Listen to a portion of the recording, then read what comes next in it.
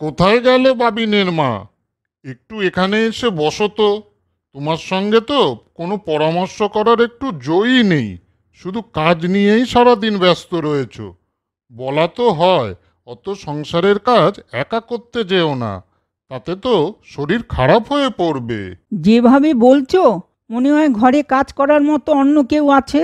আমার তো বয়স হচ্ছে, সব কাজ একা করতে কষ্ট হয়, তাই কাজ করতে সারাদিন সময় চলে যায়। তাই কোনো কথা শোনার মতো আর টাইম থাকে না। কি বলবে বলো?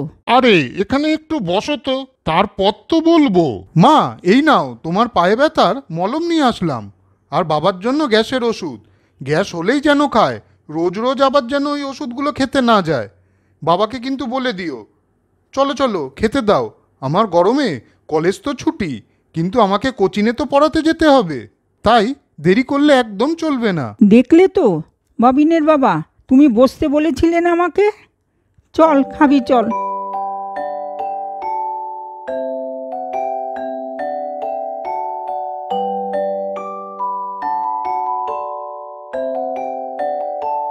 বাবিন খাওয়া দাওয়া করে কোচিং সেন্টারে গেল।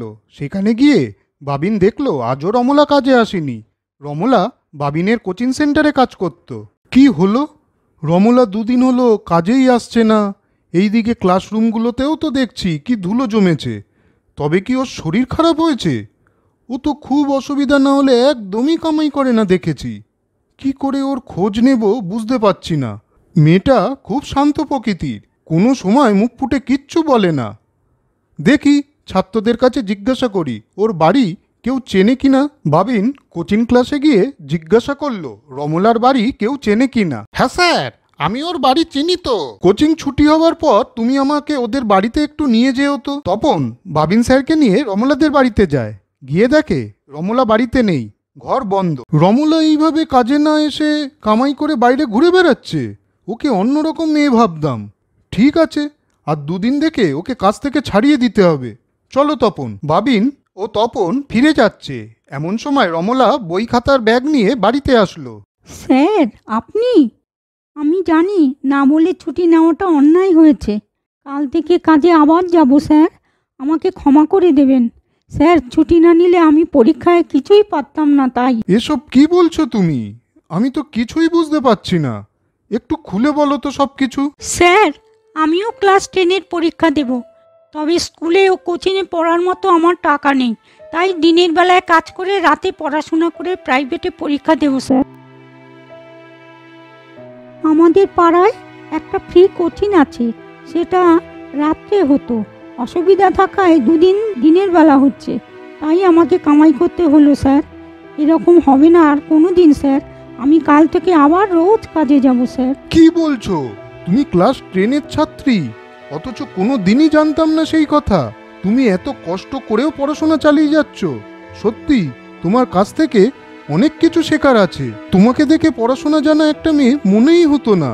আজ থেকে তুমি কোচিংয়ের কাজের মেয়ে নও, তুমিও আমার কোচিংয়ে ছাত্রছাত্রীদের পাশে বসে পড়াশোনা করবে। তোমাকে আর প্রাইভেটে পরীক্ষা দিতে হবে না, তোমাকে স্কুলের রেগুলার স্টুডেন্ট করে দেবো। তোমার মধ্যে যা প্রতিভা আছে অনেক বড় লোকেদের বাচ্চাদের মধ্যেও তা থাকে না। এরপর বাবিন রমলার জায়গায় অন্য একজন কাজের লোক রেখে দিল, আর রমলাকে একটা ভালো স্কুলে ভর্তি করে দিল। রমলা পড়াশোনা করে একসময় বড় নাম করলো। তাহলে দেখলে তো বন্ধুরা, ইচ্ছা ও চেষ্টা থাকলে টাকার জন্য কোনো কিছুই আটকায় না। বন্ধুরা, এইবার তোমাদের জন্য দুটো প্রশ্ন আছে। বলো তো, রমলা তার কাছ থেকে কতদিন কামাই করেছিল? আর রমলা না আসায় বাবিন স্যারকে রমলার বাড়ি কে নিয়ে গেছিল? প্রশ্ন দুটোর উত্তর জানা থাকলে এক্ষুনি কমেন্ট করে জানাও বন্ধুরা। বন্ধুরা, গল্পটা তোমাদের কেমন লাগলো? যদি ভালো লাগে তাহলে শেয়ার, কমেন্ট, লাইক করো। আর সাবস্ক্রাইব এবং বেল আইকন প্রেস করতে ভুলো না কিন্তু।